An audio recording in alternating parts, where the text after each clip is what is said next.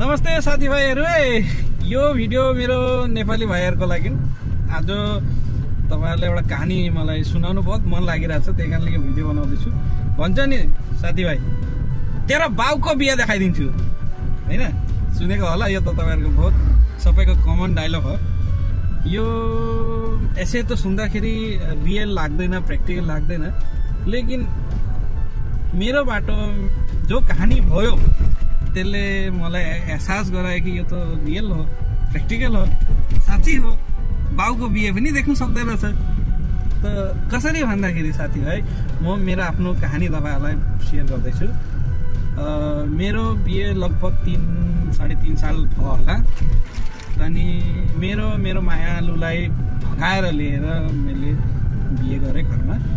मतलब केटापट्टिबाट मजाले बिहे भयो, लेकिन केटीपट्टिबाट बागदत बोल्नु बाँकी नै थियो।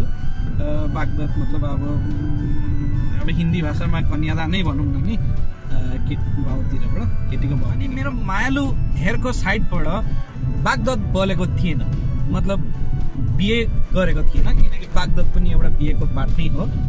सो केही न केही संजोग भएर भएको थिएन आजसम्म। लगभग 3 साल भयो। मेरो काका खस्नुभयो, दाजु खस्नुभयो, यो कारणले भएन।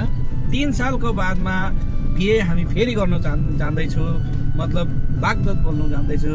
सो यो बागदतमा मेरो छोरा लगभग 1.5 सालको भएको छ।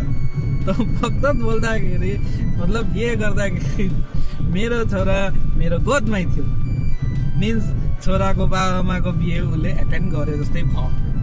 सो यो बाउको बिहे पनि देख्नु पायो छोराले। अब त्यसले अब कसले भन्यो भने कि तेरो बाबाआमाको बिहे देखाइदिन्छु, मैले देखिसकेको छु, म आउँदिनँ, अब देख्दिनँ भन्नु सक्छ। लु साथीभाइ, यही हो मेरो कहानी, यही सुनाउनु मलाई मन थियो। By by.